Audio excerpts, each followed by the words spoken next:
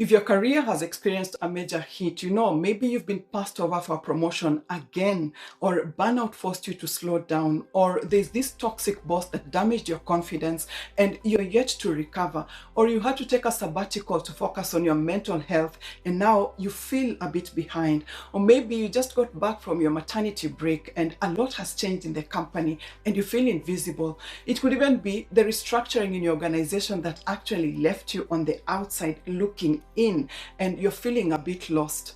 You're in the right place. In this video, I'm going to share with you 7 deeply practical ways to reclaim your purpose after a major career setback.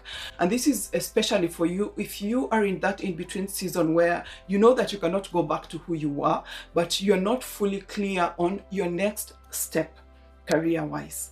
Hi, welcome back to my channel, and if we are meeting for the very first time, my name is Nancy. I'm a former airline professional turned workplace leadership trainer. I've equally authored books that are grounded in leadership, customer experience, and their greater impact on your bottom line. These are 2 fields that actually helped me to settle into my deeper why, into my voice, and now I use it to help other women to find theirs professionally. So you'll mostly find me on this platform preaching leadership, professional growth, career advancement, as you endeavor to protect your mental and emotional well-being. So if you're in a leadership role or you're aspiring, to take up one soon, I believe that my kind of content will resonate with you. Kindly consider subscribing, press the notifications button on your screen and you will be receiving timely updates whenever I release a new video. And thank you so much for joining and growing with this community. When people hear career setback, your mind automatically goes to the big dramatic moments, like being fired, being grounded, or even being demoted. And yes, those are major setbacks. Though in today's world, career setback can actually be more subtle, but just as painful. Your work is tied to your visibility, your identity, performance, and your survival, literally. Just think of the moments when you know that you've been working so hard in an organization. This is probably your 15th year there, but there's no growth, there's no recognition, there's no real opportunity to actually write home about. Or you had a product launch, a project launch that did not go as you had expected. Everyone noticed, and now you're questioning your capabilities and abilities. Think of the moments when a personal crisis just disrupts your momentum. It could be an illness or caregiving in the family, or grief that just dug deep, or a divorce, a crisis that needs your respectful attention. And it's a journey that you can only walk alone. Or maybe after pouring all your heart and dedication to that company, you still got laid off unexpectedly, and now you're dealing with the emotional shock of feeling discarded. Like, instead of being supported where it mattered, you feel like you were undermined, you were dismissed, and you're even made to feel irrelevant or insignificant. These are situations that can change you. A setback is any moment that makes you question your direction, your value, or even your future. Imagine waking up one day and just realizing that I worked so hard to build this career, but this version of success no longer feels aligned to who I am today. That is also a major setback, And when your career has been a big part of your identity, you've worked so hard, as we've just established, you've pushed through, you've done what is expected of you. A setback can feel deeply personal. It can actually trigger shame, comparison, fear of being left behind, overthinking, loss of identity. So you find yourself grieving the version of yourself that you thought you'd be by now, and when that silent question creeps in, like, who am I now that, this did not work out for me? This video is going to help you to rebuild yourself from the inside out and return to yourself one honest step at a time. And we're going to start with number 7. Let yourself grieve the setback without calling it a weakness. Most professionals jump into survival mode when they experience a major career setback. So you tell yourself, I have to stay productive, I have to stay composed, I'm going to be fine if I just keep moving. So you try to bounce back before you've even processed what it is that you lost. But if you skip the grief, you're just going to carry the wound into your next chapter. Purpose cannot be rebuilt on top of unprocessed pain, So if you were laid off, there's pain there, there may be grief there. If you're passed over for a promotion, there may be grief there. If burnout forced you to stop working, there may be grief there. If you had to leave a role that looked so good on paper, but it was destroying you on the inside, there's still grief there. And you need to let yourself grieve what happened. Here is a version of yourself that you were trying to become, a timeline that you had thought, you thought that your life would follow, the recognition that you had hoped to receive, the safety and stability that you thought you had, thanks to that role, the confidence that you used to feel, just being in that role, in that organization. That grief is real. And it's not about you falling apart. It's actually about being honest with your here and now. So if you're in this season right now, ask yourself, what exactly am I grieving? Not just what happened, but what did this take from me? What did it reveal about me? What did it reveal about those around me, about my capabilities when I'm vulnerable? These questions alone can actually open up so much healing. So don't rush to get over it. Just take your time. Give yourself permission to process the loss. And done well, it's actually going to help you to stop repeating the same pattern and actually process the lesson. That means that you're more likely to notice where you've extended yourself, where you ignored the obvious red flags, where you tied your self-worth to performance, where you kept pushing past your limits. It's very easy to move on fast, but still end up rebuilding the same life that exhausted you. So grief here is going to help you to break the patterns that would have hurt you again. And then you're also going to start noticing that surge in your self-trust. A setback can actually make you doubt your judgment. It can make you doubt your strengths, your instincts, your ability to recover. But when you allow yourself to grieve, instead of suppressing it, you're actually sending yourself a message that I can actually face hard truths without abandoning myself. And this is you learning that you can survive disappointments without losing yourself. Way number 6, separate your identity from your current situation. When a setback happens, especially, if your confidence took like a major hit, it's very, very easy to internalize it. So instead of acknowledging that, yes, you went through a rough patch, you decide that, you're a failure. The truth is, a setback happened, but it's not who you are. Your title may have changed. Yes, your value did not. Your role may be uncertain. Yes, your path may be unclear right now, but your strength, your intelligence, your voice, those did not disappear. You're still the same person. You're still you, even in a rebuilding season. And I really want to come through to you, if you've been silently struggling with this aspect, I stood on a very shaky ground when I resigned from, right at the peak of my career and relocated to a new country for family reasons.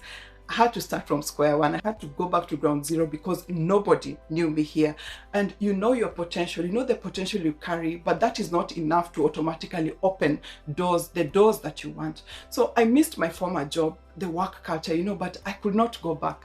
I had this new role, but I knew that I could not stay there also for so long if I wanted to grow. And that dilemma felt like a setback at that time. So believe me when I submit to you that you can be unemployed and still be brilliant. You can be burnt out, and still be gifted. You can be starting over and still be deeply capable. You can be healing and still be worthy of leadership. And a practical thing that you can do here is to create what I call, the proof of who I am list, where you write down 10 strengths that you carry. 5 hard things that you've survived, 3 ways that people consistently describe your impact. This is evidence of your capabilities. No one can take that from you. And when you're running low on confidence, this is a huge confidence recovery, a huge confidence boost. It's something that you can actually come back to as a reminder that you're not your setback, And when your identity is fused to your career situation, you're more likely to react from a place of panic. You jump on the first opportunity that you get, you over-explain yourself, you subconsciously chase validation, or even try forcing a comeback faster. But when you can comfortably separate your identity from your setback, you actually create emotional space because you now know that your worth is not on trial and your next decisions are going to become wiser. These are the moments when rebuilding just becomes a process, a transition, a strategy shift, not necessarily humiliation. Way number 5, stop measuring your next chapter with your old timeline. After setback, there's that pressure to catch up that can actually make you make desperate decisions. You've probably watched your peers get promoted. You've seen them launch businesses, buy homes, or even seem fine online. And in your heart of hearts, you actually had a plan for yourself. You told yourself that by this age, I thought I'd be here. By now, I thought I'd have that title. By this point, I thought I'd be more secure, more established, more certain. And when a setback disrupts that plan, the quiet panic whispers something different, like, I'm behind. I need to catch up. I don't have time to slow down. Purpose is not found in panic. Some of the worst decisions that we make actually after a setback happen because we're trying to escape the discomfort of feeling behind. So we say to ourselves, you say yes too quickly, we settle too soon, we overcommit, we chase titles that don't align with who we are at the moment. We go back to environments that almost finished us. It's not the right thing to do. But now it's fear that is actually taking over. So if this is you, it's time to actually try having a kind of conversation with yourself, something along the lines of, instead of saying I'm behind, try saying something like I'm in a season of recalibration. A recalibration season is not a punishment. It's not punishment. It's actually a period of adjustment. And so many people deny themselves this grace. Just take a moment, ask yourself, what kind of life and work do I actually want now? Not 5 years ago, not based on what impresses the people or what social media celebrates. Now, after what I have learned, after what I've survived, after what this season has shown and taught me, that question alone is going to bring you closer to purpose faster than forcing yourself to catch up ever will. And the one thing that you're going to notice by releasing the old timeline is that you're going to be able to start honoring who you are now, not who you used to be. A setback changes, it can actually change your values, your needs, your capacity, and what success means to you at a personal level. So if you keep forcing your old timeline, you may actually end up rebuilding a life that no longer matches the person that you've become. So letting go of that timeline is actually going to give you permission to build, but from your current truth.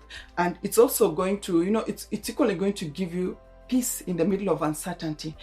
A setback, you can see, a setback already creates enough emotional chaos. So holding on to an old timeline is just going to add even more pressure, fear, internal noise to that.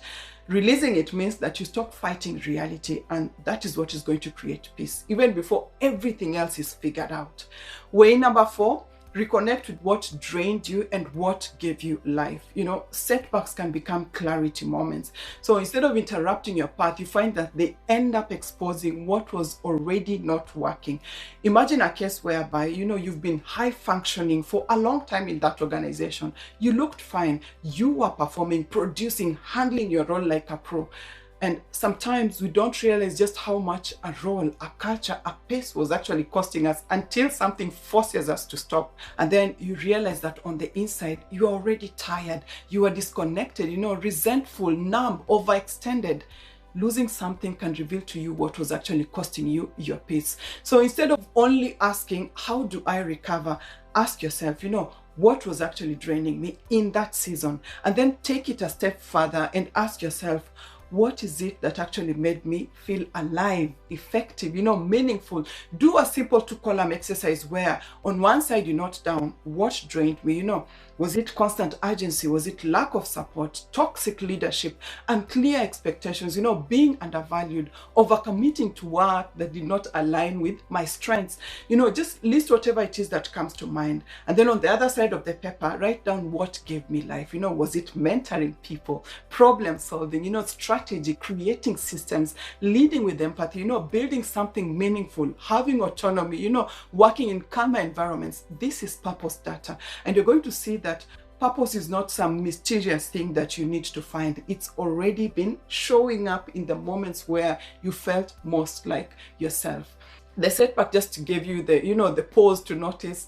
And when you reconnect with what drained you and what gave you life, you're going to feel like a veil is being lifted. You're going to stop guessing your next step, and you're going to start focusing on clearer patterns, like what environments weaken you, what roles energize you, what kind of work feels meaningful, what pace and culture support your well-being.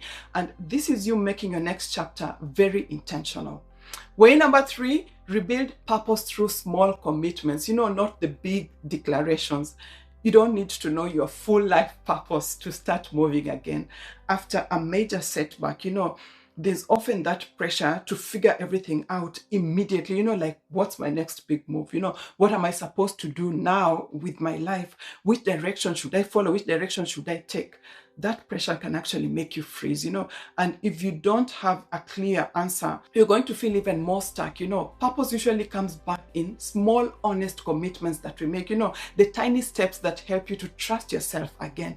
Things like updating your CV one section at a time, refreshing your LinkedIn profile, reaching out to one trusted person just to lay down your concerns, taking one short course to rebuild your confidence in your field, saying no to something that drains your energy, saying yes, to one thing that actually stretches you, speaking up again, in meetings after a season of shrinking, or, starting a small side hustle that actually reflects your voice. None of these steps may feel big in the moment, but they matter. You're literally sending a message to your nervous system that I'm not stuck. I am actually moving. I'm learning to trust myself again. I can actually rebuild from here. And that's important because self-trust is one of the first things that setback damages, So the plan here is to start rebuilding momentum, but without the overwhelm. So the big declarations can actually feel inspiring for a moment, but they're heavy, they're scary, and sometimes they're hard to sustain after a setback. The small commitments work differently. They actually help you to move again, but gently, consistently, realistically. And once you start moving, you're going to stop feeling powerless. The small commitments create momentum, and momentum is what is going to help you believe in yourself again.